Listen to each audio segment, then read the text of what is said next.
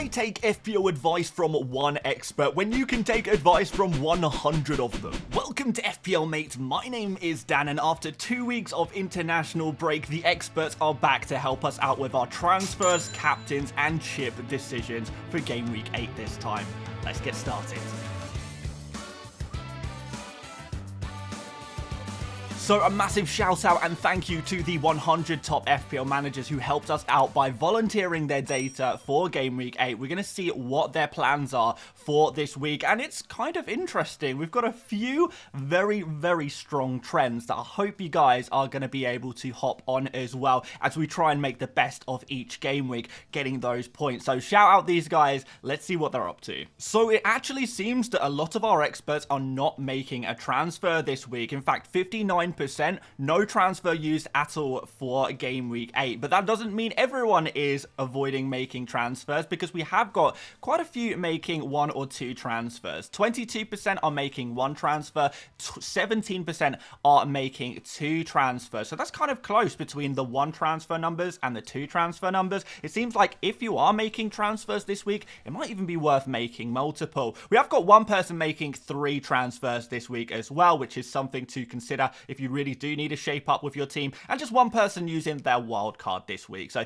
not really a week to be using the wild card this week, but of course if you do desperately need it, don't let me stop you. But indeed, it's a week to either roll your transfer depending on whether you have all of the expert big hitters, and if not, maybe 1 or 2 transfers might be able to resolve your situation. And by the way guys, we are going to, in future game weeks, actually see how many of each players our experts already have, and we're going to talk about that a little bit more. But I figured out a way, and I'm looking to really improve this series to give you the best information possible. You know, you guys know I'm always taking feedback on if you guys want something, I will try and figure out a way to integrate it into the videos that we do each week. So keep that feedback coming, always looking to improve. And I think a great way to kind of show you this is by looking at the global top picks. So these are the most popular transfers in the whole world. And as you can see, the #1 transfer around the world, not just among experts, is Bryan Mbeumo, with over 240,000 transfers in at time of recording. And yet we see in the expert transfers column, none of our experts are bringing in Mbeumo. And the reason for this is because most of them own him already. Yes, he's one of the most popular owned players among our experts. And from next game week, and it's going to get better each week, we're going to have a better idea of what the percentage of our experts who have Mbeumo are. We're also going to have a look at things like the average rank among the experts that I have for you guys. So yeah, it's going to really improve this series, and it's going to kind of justify why we don't see many transfers in for certain players, even though they look like very good picks. But of course, guys, if you have been following this series along, you'll already know that over the last 2 game weeks, Mbeumo has been one of the, if not the most popular transfer among experts. So the top managers are often ahead of the game when it comes to these things. And particularly with Mbeumo, it seems our experts are way ahead of the game, and none of them are still looking to bring in Mbeumo. Not one single Mbeumo transfer among any of our 100 experts this week, despite the fact he is a fabulous pick. So we're going to be able to hopefully justify that more from next game week. But just wanted to put that one out there. No one's transferring in Mbeumo. That's not because he's a bad pick, but it's because our experts already have this guy. And if you don't have him, then you need to play catch up a little bit here after his goals in the previous game weeks. But of course, we do have players like Brennan Johnson as the second most popular transfer among the overall player base, and our experts definitely do like him, looking to bring him in this week. We did see a few transfers in for him last game week as well, to be fair. So some ahead of the game, others on catch up. But as we move forward, I think we'll see more people with the likes of Johnson in their team. We've also got players like Saka, McNeil, Palmer, Justin and Delap, all pretty popular among our experts as well. In fact, the only 2 players that our experts are just not interested in at all this week are Konate and Kovacic, and you can definitely understand why. I mean, will a top manager bring in a centre-back who doesn't very often get attacking returns, bring them in with Chelsea and, Arsenal coming up as the next two fixtures. Two really tough games. Are you going to want a defender for those games? Probably not from Liverpool. So for that reason, none of our experts are bringing him in, and Kovacic. You won't see many of our experts bringing in defensive midfielders for their FPL teams.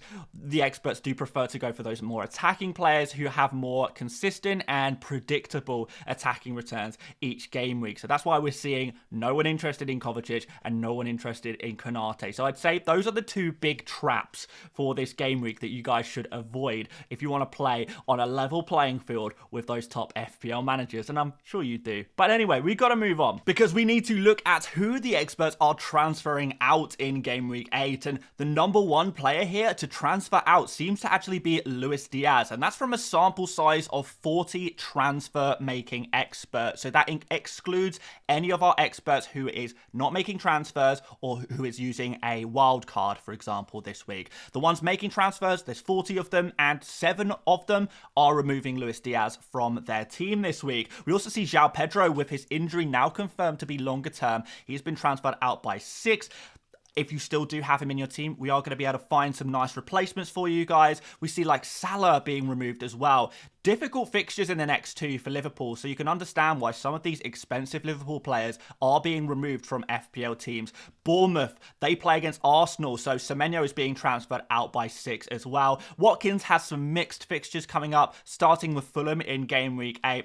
Nicholas Jackson, tough game against Liverpool. So you're kind of seeing a pattern here. So a lot of the players being transferred out are either a João Pedro because he's injured, or a lot of these other players who just have really weak fixtures and are maybe a little bit too expensive to justify benching, for example. Maybe Semenyo is an exception to that rule. We see Trent being transferred out, mostly to free up budget. Konsa, he is rumoured to be out in Game Week 8, so he's being transferred out, as is Evanilson against Arsenal. Mazraoui, well, he's flagged as well, so you can understand that one. But yeah, big theme here, guys. If you do have a player who does have some rough fixtures coming up, and maybe they're eating up a sizable amount of your budget, that might be a clue that they might need to be removed from your team. But these are the specific guys that our experts are removing, and we've got to find out who they are replacing them with. But before you do that, make sure you do drop a like on the video and do subscribe if you are new around here as well, especially if you're looking forward to the improvements to this series from next game week onwards. Of course, leave a comment if you've got any more feedback for me, and we'll try and get this series to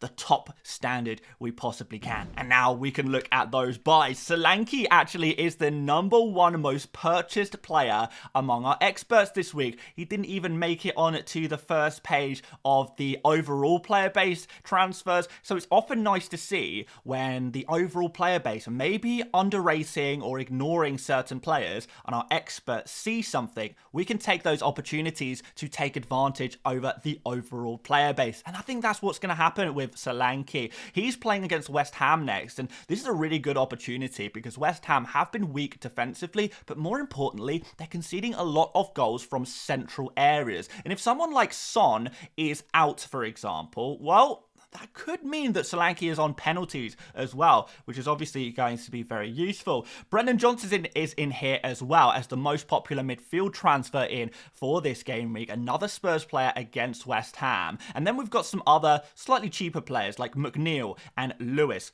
Lewis got really good fixtures, McNeil's got really good fixtures, and they're both nice cheap options with a little bit of attacking threat there as well. Haaland is interesting because obviously most of our experts already have Haaland in their team, but you're going to soon see when we get to the captains page just how important it might be to make sure you have Haaland in your team ahead of Game Week 8, because some people don't have him yet. Well, that's fine. You have an opportunity to maybe grab him for this game week, and we're going to see this captain numbers on him soon, and it might scare you a little bit if you don't have Haaland already, and that might influence you to get him into your team. But we have, of course, got Delap up next and Justin, 2 newly promoted players who have been performing recently. So a few transfers in for them.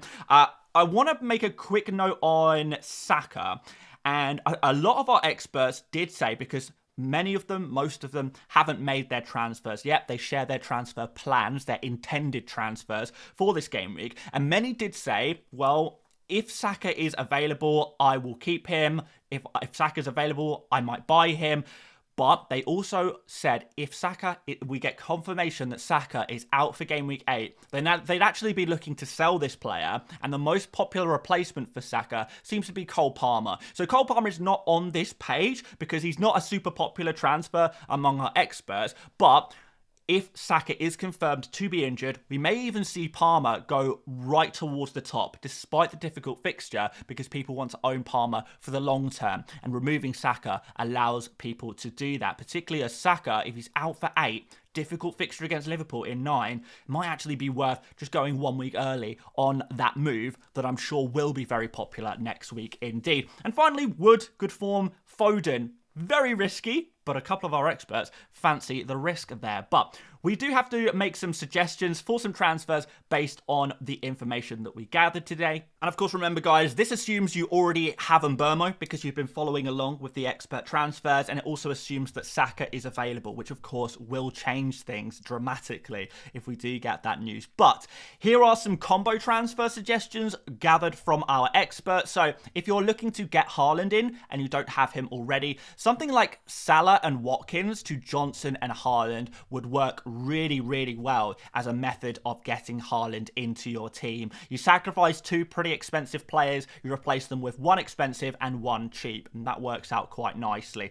Luis Diaz and João Pedro could also be a double transfer to a Johnson and Solanke, reallocating your midfield budget to the forwards area there. Very, very nice. And Luis Diaz and João Pedro could also be transferred to McNeil and Solanke if you can't quite afford to do Johnson and Solanke, because you would have to have a little bit of budget in the bank. But let's look at some of those solo transfers. So these individual direct transfers that our experts are making this week include things like Watkins or Nicholas Jackson straight to Solanke. If you do have one of those forwards in your team and you're not too happy with them for game week 8, moving them straight to Solanke resolves a big problem there in your FPL team. If you've still got João Pedro, you want to make a direct transfer, Delap seems to be the most popular replacement there. Luis Diaz, I know, we have players like Maddison at a similar price, Bowen at a similar price, but our experts genuinely seem to not really care about the price of the player and focus on the quality of the player. And Luis Diaz to Johnson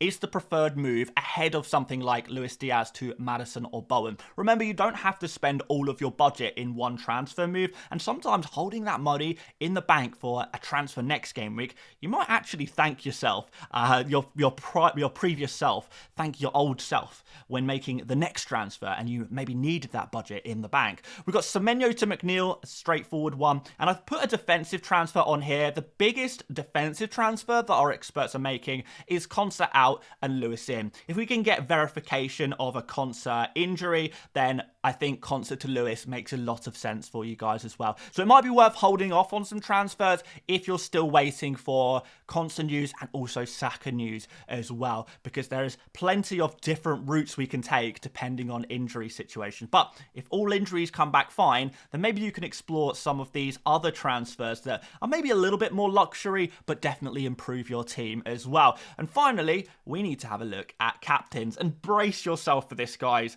It is quite crazy, because it is a slam dunk for Erling Haaland. Yes, 97% of our 100 experts will be captaining Haaland away against Wolves this game week. It is an enormous number. Obviously, Wolves have conceded the most goals of any Premier League team this season. They're averaging 3 goals conceded per game. And a team like Man City, well, they're probably going to score on average more than 3 goals a game against a weaker defensive opponent. So you can definitely imagine that an Erling Haaland, well, I suppose an Erling Haaland hat-trick might be back on the cards. It's been a few weeks since we've had one of those, but yeah, he's definitely going to be scoring more hat-tricks in the future. Maybe this is the time for him to do that. And what's particularly interesting is that I've seen in the overall player base, and I've been reading some comments on videos as well, and people are kind of saying, Haaland has just blanked for 2 game weeks in a row.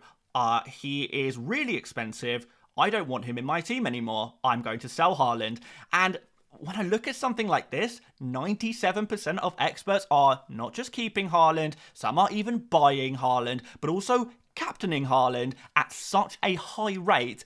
You have to kind of hold your hands up and say, all right, maybe this guy is essential. And I don't use that word lightly in the world of FPL, but you look outside of this, one person captaining Saka against Bournemouth, one person on Salah against Chelsea, one person on Solanke against West Ham. And with 100 FPL managers, all with unique styles, you're always going to get some, I don't know, let's say oddballs in there who do go a slightly different route. So to see a number this high really is a very unique situation. You guys who have been following along with this series before, you'll know that we very rarely get above 90, 91, 92% captaincy selection for any player. This is something that happens a couple of times per season to see numbers this high. So it is unanimous, pretty much unanimous at this point. And I think a lot of that is to do with the fact that Saka has a potential injury and not the greatest fixture against Bournemouth.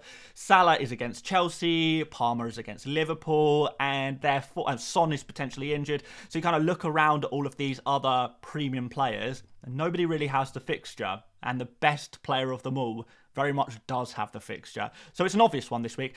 One more note, nobody's using the triple captain. So even though there's a lot of confidence in Haaland over other options this game week, it still should be noted that the confidence in a triple captain on Haaland is not quite there for this game week. But I think that might change next week when Haaland plays Southampton at home. So watch this space. We're going to see how many of our experts use the triple captain next game week. But I have a feeling we could see one or two. We could see one or two, maybe even more. But that remains to be seen. But there you go, guys. If there's any other players that we didn't speak about in today's video and you want to know the experts' thoughts on those players, I have all the data. So do let me know by making a comment.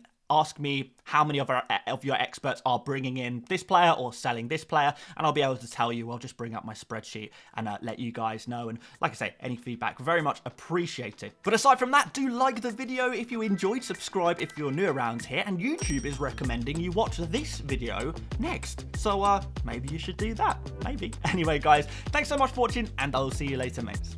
Bye-bye.